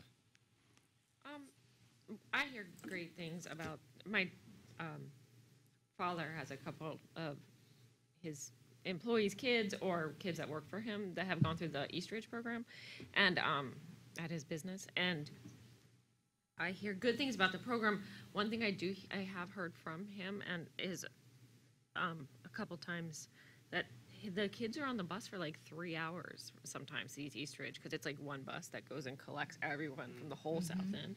So like, what will the busing at this? Because 3 hours is a long time on a bus. Yes. You know, so I hear good things about the program, but will we have that same challenge? So we've been working with our transportation to make sure that we can get some door-to-door pieces, because we know that sometimes putting all students at a hub might not be the best alternative, right? And also ensuring that we can get our start and end time. I think the challenge is that that's also an evening program, right? So I think, yes, with the evening program with smaller numbers, it is going to take a longer time to run one bus. So we think in putting all of our students together, we should be able to do busing just like we do for any other school and not have that type of 3-hour or 2-hour or whatever you've heard with regard to the amount of time. So we think we can do better. We still haven't ironed it out, and we still got more time. And we do have the challenge of there are students that are changing every 45 days, which would adjust the routes. But we don't want that for any of our students to be on a bus that long. So we're working very hard to minimize that, to make it a standard type of bus route and get our kids there as quickly as possible into a regular school day setting that starts and ends just like any other school. So what are we looking at for start times? Like 8? So we've started. We've been everywhere to the earlier start time before maybe high school or around high school to a later start time, which would be after middle school. So we're still working on getting that solidified with our transportation and operations. Mr. Carr and Mr. Fender have been very helpful and trying to run the scenarios. I don't think it's always another challenge when you say, hey, I need a whole new bus route for a whole new school, right? So they've been working on that and helping us. And when we get the best option with regard to making that work so that it's seamless with the rest of the transportation needs in the district, then we'll be able to determine if it's an early start, early dismissal, or if it's a late start, late dismissal. Okay. These people get a bus monitor? Yes. Okay. You want to come? That's good. Well, you did really good. Well, Oh, he has a. there it is, and it's 5 buses. We targeted no more than 45 minutes. And are we talking about six-year-olds and 12th graders on the same bus? No, we're only doing sixth grade. Sixth No, you grade said the is next year is going to be pre-K, Well, the right? next year, we will look at making sure that we could do the same thing with regard to we would not want small children, no. Right. Are we, But we don't, can we please cross that bridge when we come to it? Because Sure. we're working on trying to get Yeah. our 6 through 12. In terms of moving to that next model, absolutely. We do not want to have small children in the same space. Right. So we will figure that out and make sure, yes. You're the one that put it up there. I know, I know, but I'm just talking about year one, Mr. Mathias, right now. Well, But you're talking about year 2, you're going to have kindergarten kids. the other question I would have would be, just like before, is this is data-driven, so do you have something that shows, schools that have expulsions, things of that nature there that we can look at? Yes, we can give that to you as well, and that's what we've been. And I'm doing sure in the that's plan, what our Mr. current Carr and them students. looked at as well, to try to, verify what buses and routes that Yes. they have to do. Yes, we have the list. And are we going to use this at all? I was really excited about the pass, and I'm really excited about this program, because this is what I toured Center Mental Health in their little school campus. And so one of the complaints the parents were giving, that the kids weren't receiving really any academic component. They got the counseling, but they didn't get any academic, so they were behind when they got to us. So we are now going to fix that, which is brilliant. But is there the possibility that the kid that is going to the PASS program, you may detect that he has some additional, intense counseling he needs, and that he would transfer over to this? Well, no, these students would have to be expelled, in terms of they've been up for an expulsion, right, to get there, or they have been staffed for an alternative placement. So they would still follow those same type of criteria. If whatever the behavioral infraction triggered that to be the case, But then it that's how they. seems like we'd want to get ahead of it a little bit. yeah, I had the same question. Yeah, but if there's no offense, we can't place them in an alternative school setting without there being a particular behavior. But if you sat down with the mom and dad and said, your kid needs this help, and we now offer this, the parent couldn't volunteer to do it? Well, as we move into the more of the dropout prevention and some of that second year, that's what we envision, where we do have students that there might be, this school is not working for me where I am, I would like an alternative setting, and then we can expand. Right now, we've only taken the alternative placement for the first Right, year, I get and then that. in lieu of expulsion. Next year, we would like to move it into more of what you described, where I need a different setting, and maybe there's some needs that I have that can't be addressed in a regular school setting that would be more capable of addressing here with this unique environment. Yes, we would like to do that. So can I just interject, and I have to tell you, I owe Katie lunch, dinner for the next week and a half. She's done a beautiful job, so thank you. I want to make sure that we understand the opportunity. I think you're getting a little confused on what this program is. Remember that if you've sat on a hearing with me at all this year or last year, you understand that our biggest concern for parents is that we send kids away. We outsource kids for expulsion.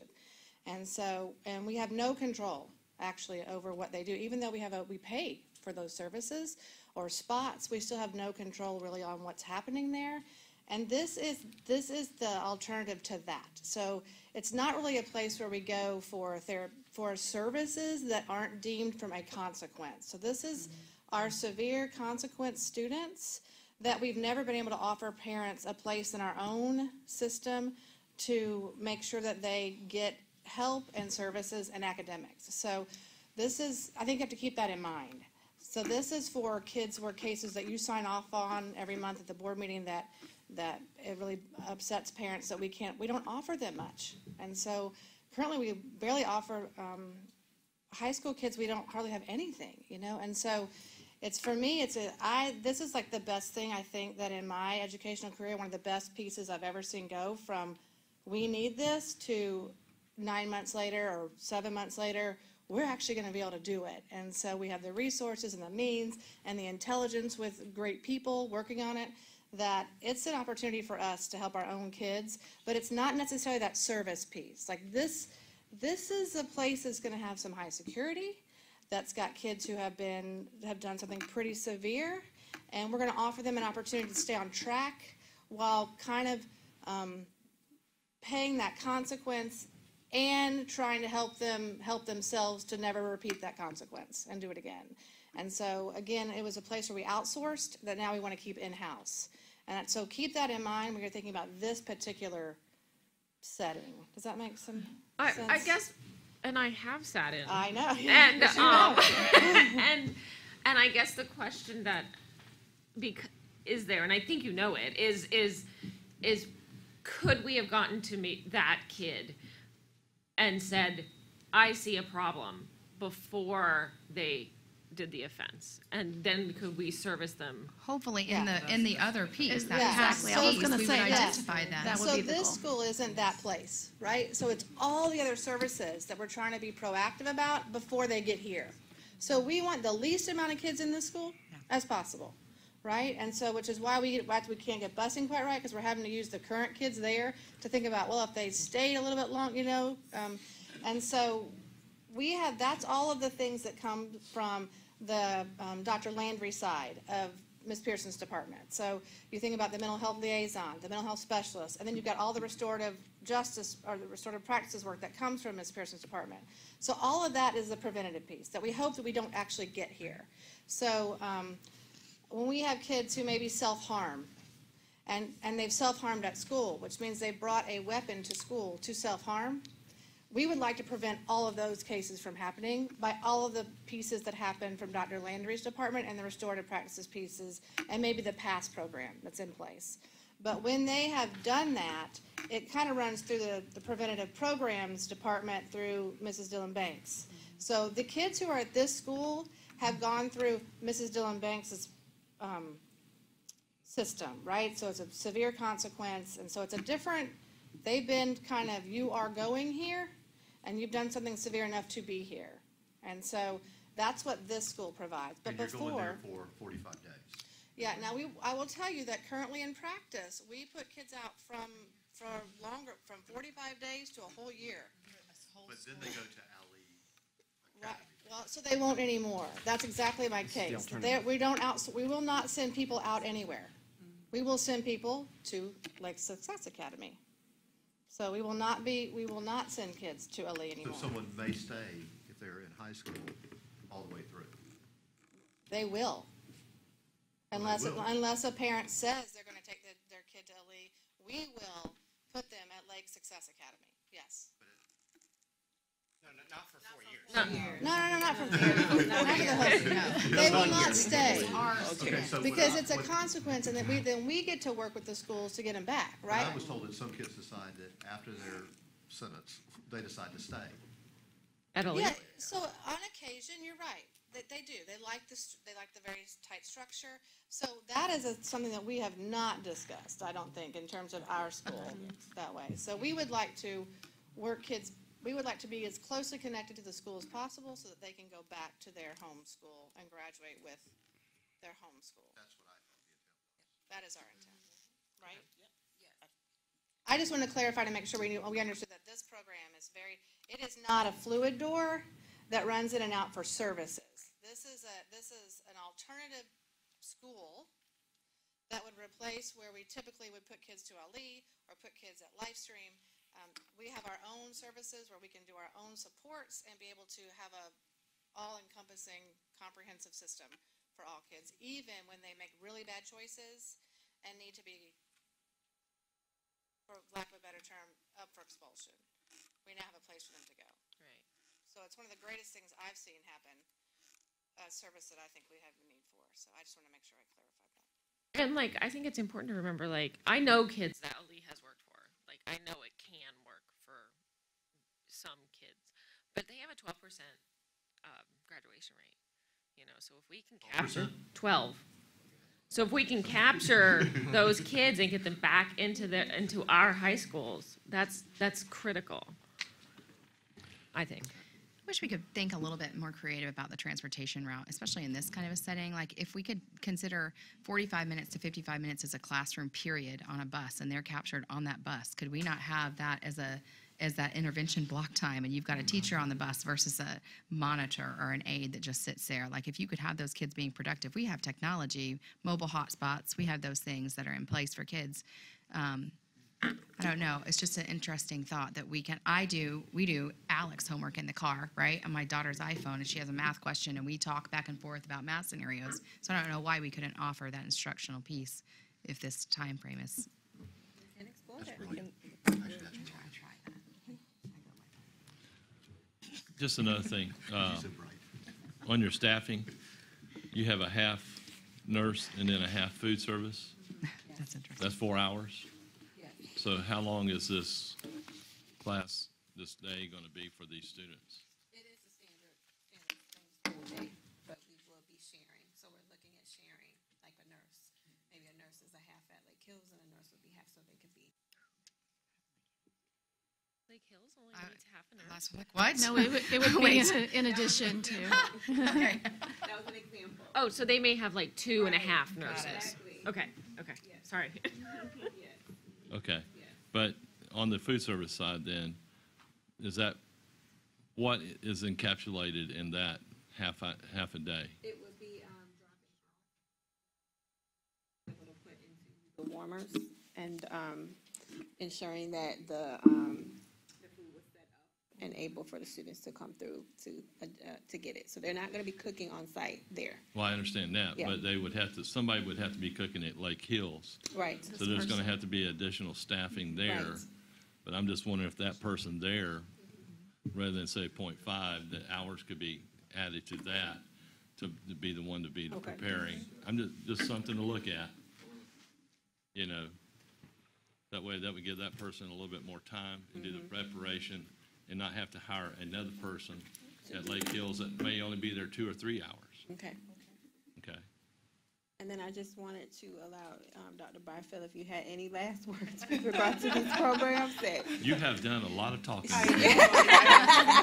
So much talking. Actually, I don't have any last words. I think you did a thorough job of explaining the entire process. So I'm just looking forward to the work ahead, and then I'm excited that we're going to be able to provide the services and to support the needs of all of our students in Lake County, and having that real close relationship with all of the schools that they come from to make sure that when they go back, they're going to progress academically and in their behavior.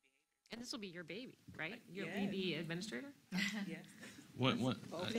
I did have a question about that, and I'm sorry. So you will have, okay, we've got some discipline problems at our discipline school. What are we going to do? Well, they follow the same code of conduct like every other student. So We've already expelled them, though. they are expelled, but they're still a Lake County student, so they still have to follow our student code of conduct. But I mean, if it gets to the point that they are not following that, They'll be expelled from Lake Success Academy. Okay. Without This is services. legitimately a second chance. Right. We're giving these kids. Second chance. So these teachers then report to you as the administrative coordinator? You're the supervisor? Yes. Okay. Similar to the structure at virtual, I think they have the same type of Yeah. structure. So I guess we'll have some job description tweaks or something. Is that right? Yes. All right.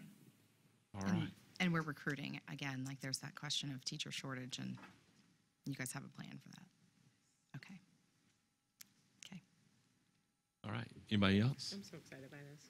Yeah, it's great. It's great work. Are y'all the next one as well? No. Well, I have a question. Does any board members need a break? Yeah, I do. Okay, we'll take about a 5-minute break now. Thank you, guys. We would like to begin before we get into the evening session. All right, school board members, thank you so much. Superintendent Carnegie, thank you so much for allowing us to come today and talk to you about social studies adoption that we have for this year.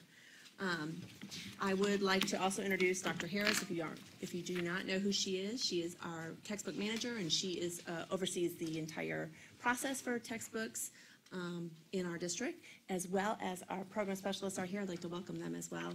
Natalie Heitman is the 6 through 12 program specialist, and Narisa Guayo is the K-5 social studies program specialist, and they were involved in this process along the way as well.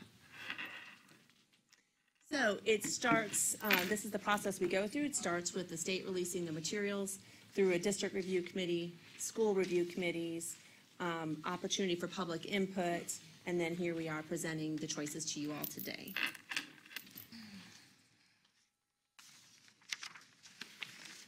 Our district adoption review committee had many members on it. They use a rubric that is, there's a copy of it in your folders, that they go through each book, narrowing down what exactly meets the criteria for our district so that we can present them to the schools, narrowing those state-selected materials down further so that the schools are only looking at the ones that we feel meet those quality needs for our district. They did also, that is the state rubric, but they did update it to include those priorities that we have as a district with our authentic literacy and read, write, think, and talk, to make sure that our textbook materials are supporting those initiatives as well, so that our teachers don't have to spend a lot of time writing or searching for other materials, that their textbook would meet those criteria to start with. Then we have a school adoption review committee, and those are representatives from all the different schools. They come in, they listen to the publishers' presentations. Our program specialists did some training with them on the rubric to make sure that they're selecting the materials that are best going to meet their needs as teachers and therefore the students' needs as well. And they take them back to the schools for the teachers to be able to look at them, the administrators, the community members, if they should choose to come look at them at that time, they also have that option to do so. I got a question real quick. Yep. Just in what you just said there, the community leaders, did any come? We had a SAC member, I believe, on our middle school committee. But I mean, as far as the general public and the community leaders, no one came? To the school sites, I'm not sure if they came and put input. They didn't put any input on our online, but I don't know if they actually came to the school. We did have one SAC member that was a part of that school committee that came and heard the publisher presentations in the middle school. So we do have the rubric that I had spoken about that really looks at the content, the instruction, the teacher support materials, the assessment, and the format and organization. It is aligned to our read, write, think, and talk, and promoting our authentic literacy as well. And it's to guide them in selecting the materials so that they are looking beyond the pretty pictures, or sometimes, honestly, the weight of the book is an issue, right? We gotta look beyond that sometimes to see what is the content that is in the textbooks so that we're meeting our students' needs. And this rubric guides them in doing so.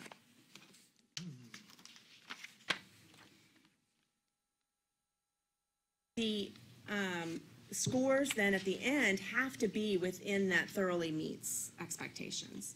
We would, if we, got to where our materials weren't meeting for the teacher rubrics, then we would have to go out and select different materials. But we did find some that met the criteria.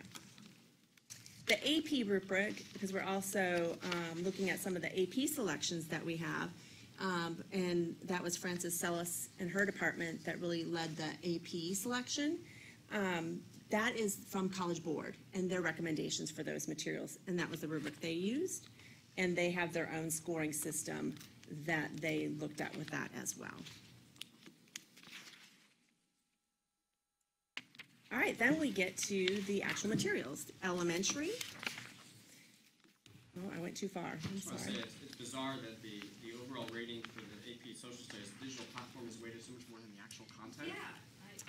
If it's available digitally, you get like double the points. Oops, sorry. I did notice that, but I would have to ask Ms. Sellis if she had any understanding of why that was. I don't know why that is on there.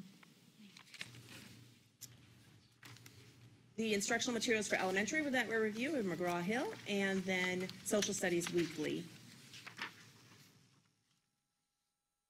As you can see, we had 0 public comments, and the Social Studies Weekly was what was selected for that. For our middle school, they reviewed 4 different publishers.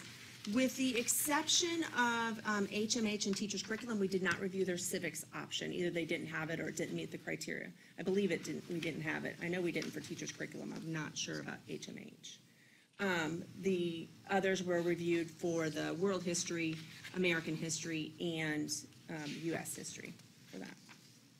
I mean, world history, civics, and U.S. And 0 public comments on that one as well. And the teachers selected McGraw-Hill.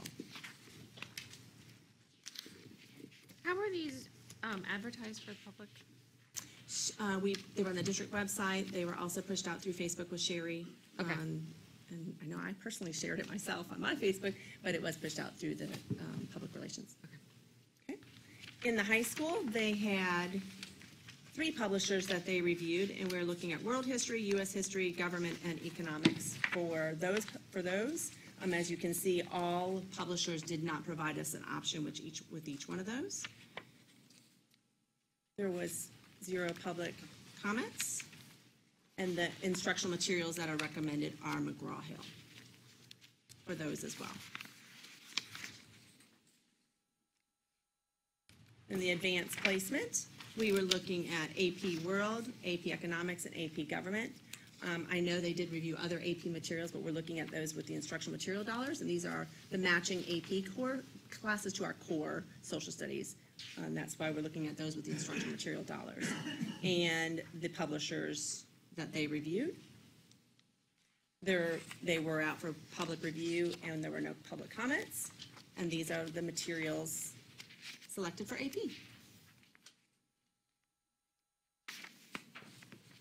So that brings us to the fiscal impact. When you look at the adoption for social studies, it's about 2.6 million.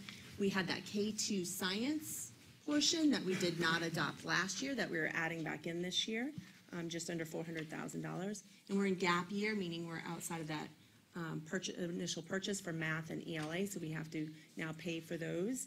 And we have $400,000 on there, but we do know that is going to be released as schools find books, send them in, and we can send them to other schools and make sure that we aren't ordering anything we don't need for those pieces. So it comes out to $3.2 million. We have been working with Mr. Ward on the instructional materials allocation for this year and what our portion is for that. And we will, when we have the final presentation for purchase for the school board, we will have those pieces. Wait, I'm finalized. confused by this. Are we buying the K2? Yes. Yeah, we didn't buy it last year. We didn't We don't buy have it. enough money. We either have to buy it this year or next year. Okay. So we are putting it in for this year, in order to have those materials. Okay. We're not applying that money to social studies. No. No. That's what It's I was a separate. confused by. Okay. No, it's a separate. When are we going to know the budget allocation? That's Because my that's pretty question. important. We have a tentative budget allocation from the state, but they don't have their final numbers yet. Does it look like we'll be able to buy all the components, or we're going to have to wait till next year to buy more social studies? We are, once we give the money to charter and stuff, we will have to look at other funding sources. We will, because this hits right where their tentative is, we have to take off our charter school allocation as well as our dual enrollment and health science So who are we allocation not out of giving that. books to? It's going to be K2 again, isn't it? No, we're going to Oh, okay. find other funding sources. I am positive we are going to be able to make the purchase. What is the percentage, like off the top? Like how do you, I mean, are you guys estimating how short we'll be? If right now, we would be about $300,000 short. Okay, Oh, that's not as bad as I thought. right. No, right? Okay. Yeah. I think we will work with Mr. Ward, we will find the funding sources that we need. So, right? He's over there He like, looks "What's she talking so about?" confident. So from here, we bring the adoption to you for approval at the first meeting in May, and then we'll start ordering those materials once we have the funding sources done. In the training, I'm excited about the training. We have included it differently in our package this year for the quote with the publishers, so that we've never been trained in a way that is consistent throughout the adoption of the textbook. This time, we have the training included in our quote so that there is consistent training in how to use the materials, what is available. Some of the training's already begun with our program specialists so that they can understand that textbook inside and out before they go to summer writing teams for the blueprints and have a jump on it that way. So we're excited about that as well. So I've got some questions about that blueprint process and everything. Looking at the timeline. So I know in the years past, it's been a challenge that the program assistants haven't always had the materials. So will these folks have copies of the social studies materials before June or whatnot, or have their own copies to be able to work from that kind of stuff? They already have some of those copies. They have all their online access, and they've already had some Okay. training. So All that right. we're a step of the head. That's good. Yeah. better. Yes, we're excited about that. And they've already started working with some of those materials. Isn't session not over until May 3rd? What? So you said you maybe don't bring it to us on the May 1st agenda? Because The May, we won't know our it's the first budget. meeting in May, First which is meeting the in May. second week of May. Yeah. Okay. we So should hopefully we'll we have should a have it by then. We're budget. hoping. Okay. So couldn't we order them right away after approving? Yes. I don't know if that's helpful or all.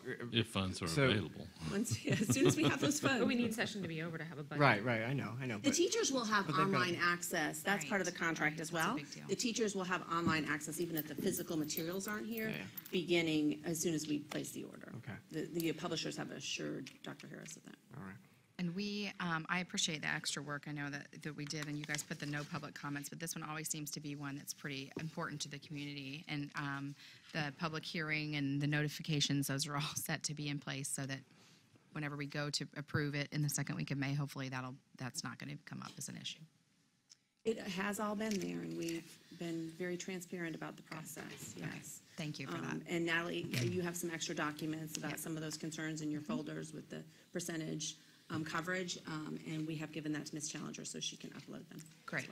Nice. you. Good. And I agree with Mrs. Luke that within our community, we have, I'm really surprised we'd have no comments. Right. And so I'm curious, Right. does the statute, there's a statute in place that allows for public review of our textbooks. I'm just shocked because just some names pop into my head immediately. I know, yeah, That me too. did not request. So is there Did they know? Is there a Is it an obvious requirement? place, It might not have been I mean, obvious. putting it on our website and putting it on Facebook, does that meet the level of notification, Steve? I think the Mr. Johnson? website meets level of notification. I'll confess, I didn't know. But Many of the schools also- between now and then, they still can have input or no? Or it's done? Well, we haven't made a decision, so they could influence us, Right, they could have their public comments at a school board meeting. right? That's what I was wondering too. I know Do we hold have it. a place where they're available for the public? The books? The books, they're still, Yes, Where? yes. If they would like to view the books, they are at the LRC repository. And the In process- Howie? In Howie, yes, here at the LRC, Learning Resource Center. So they would simply contact me, and that I would arrange time for them to come to the LRC to view the books, and they would check it out for a window of time. So they sign out the material and then bring it back. Most times it's just a sit down, they just want to flip through the pages and see what they see, and then they're satisfied. But if they want to take it and explore further, there's an option there. And then the digital platform is also available to them as well, if they would like to go online and view. Okay. And we're not expecting any standards changes for social studies, right? Just ELA and math. not that or- we're aware. They're not up for review right now. Okay, all right. Anything else? Well, I was, No, that's a good question. They're not Common Core.